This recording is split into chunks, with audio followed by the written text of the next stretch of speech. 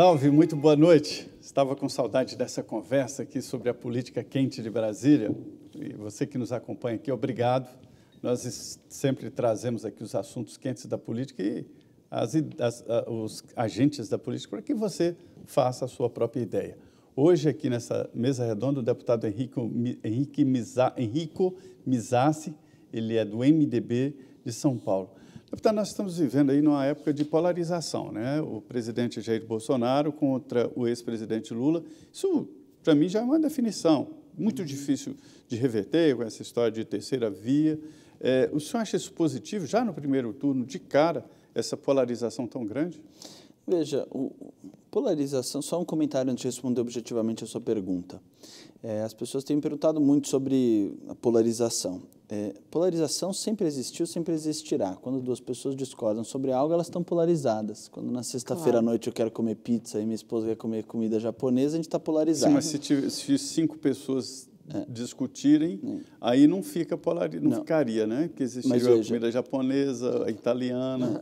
Não, mas veja, a questão da divergência de opinião sempre haverá e é saudável que haja. Mas eu me refiro à gama de candidatos e agora a impressão que tem é que só existem 2. Sim, só terminar esse comentário inicial, eu vou responder objetivamente a sua pergunta. O problema é quando a polarização e quando a divergência se torna desprezo pelo outro ou recusa a escutá-lo.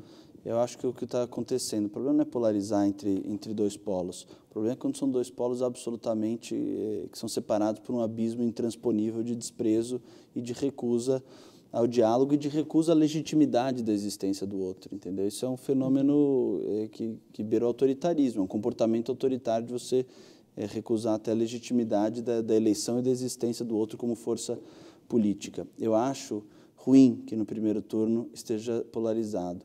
Eu acho que deveria haver... porque o segundo turno foi criado exatamente para polarizar. Eu acho que seria bom, inclusive, para baixar um pouquinho a temperatura e também a arrogância de quem eventualmente vencer, que houvesse uma terceira via que tivesse força política, porque isso faz com que haja um mediador entre dois polos que estão extremados. Por isso eu acho ruim que se polarize imediatamente no primeiro turno entre o Bolsonaro e o Lula.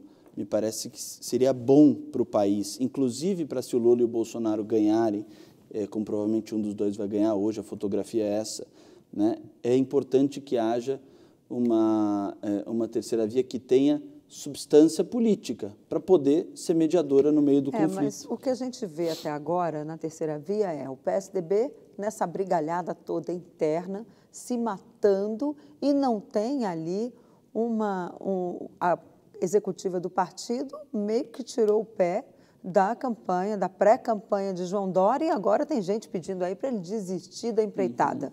No MDB, Simone Tebet tem o apoio de uma parcela, MDB que é o seu partido, e também, mas não tem ali o partido todo engajado na campanha dela, e o que a gente ouve nos bastidores, só tem 1%, tem 2%, não tem como crescer e tal. E fica essa discussão e não se vai para frente em torno do candidato, né? E aí já tem um grupo se movimentando em torno do ex-presidente Michel Temer, que embora seja mais um ex-presidente nessa corrida eleitoral, ele tem uma alta rejeição e o MDB, uma parcela diz, pode até ser, mas para isso todos os partidos aí da terceira via teriam que ir lá falar com ele, dizer, olha Temer, volta Temer. E é um negócio que ainda não está colocado e pelo que a gente ouve aí, dificilmente estará, porque cada partido tem ali o seu candidato. Como é que vai ser isso? Quem que o senhor acha, quem que o senhor apostaria hoje como opção para essa terceira via? Ainda tem o Ciro Gomes, que está correndo por fora e que até agora também não conseguiu aí, né? Que tem ele é de rompantes e muita gente teme essa posição dele. Eu estou chegando agora no MDB, né? Estou afiliado há 2 meses, eu troquei na janela partidária. Então eu não estou me ambientando dentro. Eu não vi nenhum movimento sério mesmo com relação a essa volta do ex-presidente Michel Temer como um candidato nessas eleições. Tem aqui, acolá, um comentário, etc., mas eu não vi nenhum movimento político sério para uma eventual candidatura dele. as coisas estão se desenhando favoravelmente a Simone Tebet, porque, como você disse, o PSDB está num impasse interno, porque o vencedor das prévias parece não ter o apoio efetivo da Executiva Nacional e da maioria das lideranças do partido, e não me parece que o ex-governador João Dória vai querer levar até as últimas consequências sendo abandonado no meio do caminho pelo seu próprio partido. Tem uma hora que, apesar a pessoa pode ser muito obstinada, muito perseverante, mas tem uma hora que as condições tornam inviável a empreitada. Nesse sentido, o que começa a circular, inclusive com pesquisa qualitativa, que vocês conhecem bem, é que o nome da Simone Tebet não é que tem mais chance de ganhar, porque aqui a gente tem que dividir em duas etapas. O primeiro é uma definição de um candidato, depois se vai crescer ou não vai crescer, os próximos meses vão dizer. Mas a figura da Simone Tebet tem sido avaliada como uma figura com baixa rejeição, uma novidade, porque seria uma mulher no meio de uma disputa presidencial que ainda é exclusivamente masculina, vamos dizer assim, então seria uma cara nova, né, e uma novidade para o debate, e porque ela alia, de certa maneira, experiência com um frescor de novidade, né? A Simone foi vice-governadora, foi prefeita, foi senadora, professora universitária, mas ela tem tem uma longa carreira, é filha do Hans Tebet, então tem uma história política familiar também, mas, de qualquer maneira, é percebida como uma novidade. Então, hoje em dia, acho que as condições estão favorecendo, não é porque eu estou no MDB, estou analisando aqui meio friamente, objetivamente, acho que as condições estão favorecendo a Simone como uma eventual protagonista dessa terceira via. Agora, se vai crescer, se vai sair do 1%, 2%, a gente não sabe, a gente já viu coisas inacreditáveis na política, né? A gente pega o caso do Zema em 2018, faltava 10 dias para a eleição, o Zema pontuava abaixo de 10, o Anastasia pontuava 30 e tanto, o Pimentel pontuava 20 e pouco, e o resultado final foi 72-28. Então, quer dizer, é uma coisa inacreditável, tudo, né? em Agora, 20 dias. A gente já viu também, pelo histórico do MDB, o partido que o senhor está entrando agora, mas é um partido que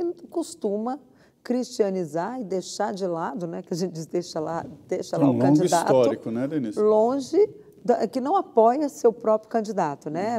Ele fez isso com Ulisses Guimarães, em 89, com Orestes Quércia, depois em 94, se não me engano, e agora fez com o Henrique Meirelles em 2018. Ou seja, não é um partido que está acostumado a se engajar na campanha do seu próprio candidato. Simone corre esse risco na sua avaliação? Correr o risco pode até correr, mas as condições atuais de que a Simone eventualmente seria a grande liderança dessa fatia potencialmente significativa do eleitorado pode ser que conscientize as lideranças do MDB. Por que o senhor foi para o MDB? Há dificuldades para eleger em São Paulo deputados, né? Qual é a novidade? Por que o senhor acha que fica bem para a sua reeleição? O senhor teve 100 e poucos mil votos? Eu tive 108. 108 mil votos. Primeiro eu saí do Partido Verde, no qual eu fui eleito, porque o PV fez a federação com o PT e com o PCdoB. E eu não me sentia confortável politicamente. Nessa coligação nova, né? Na federação. O senhor não apoiaria Lula, então? Exato, eu não me sentiria confortável de estar num partido tão...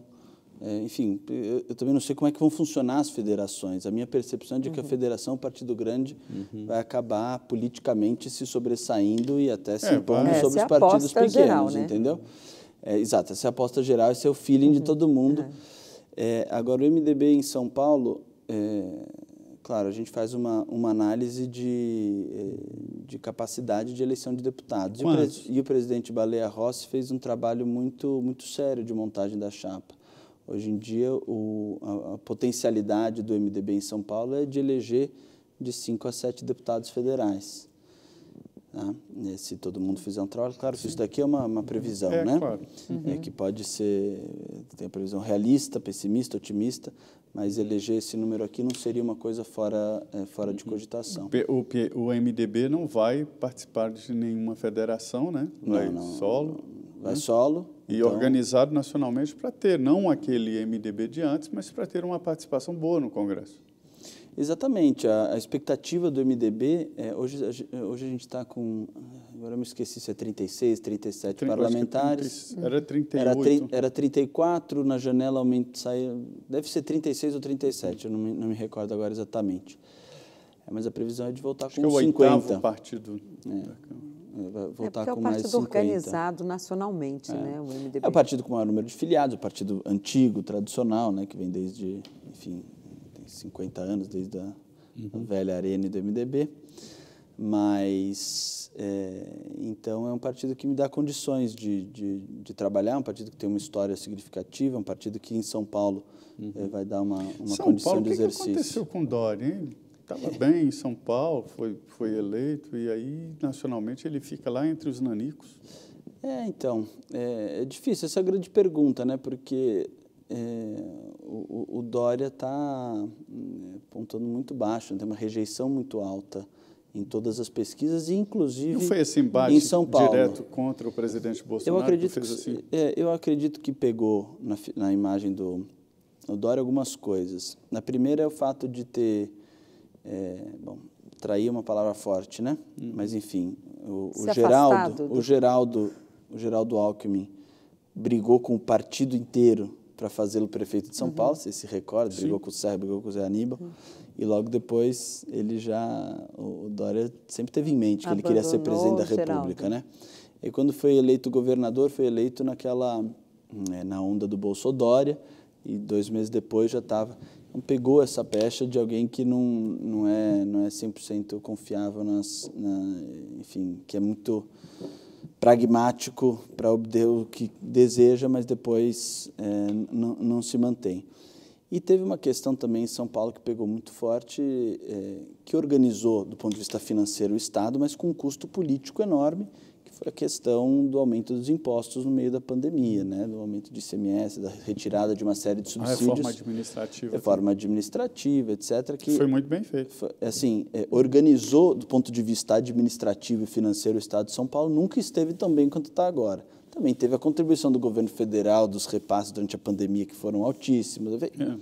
Mas hoje a realidade do caixa do Estado de São Paulo é uma realidade, pergunta para qualquer prefeito de São Paulo o que eles estão recebendo do governo do Estado. Nunca receberam, porque hoje tem dinheiro, mas isso veio com um custo político altíssimo.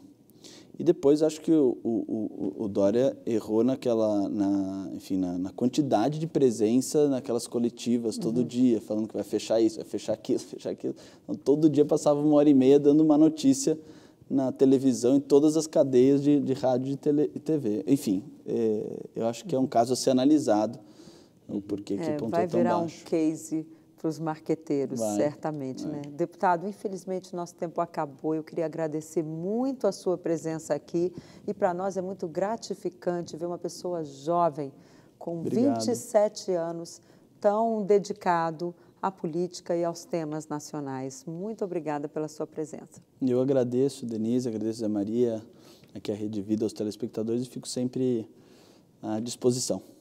Ok, Zé Maria, mais um Frente a Frente, né? E como eu não me canso de repetir aqui, esse ano de tédio, não morreremos, né, Zé Maria? De jeito nenhum. E política é assim mesmo. Política tem muito de paixão, política tem muito de aposta, e é isso que vai envolver todas essas disputas.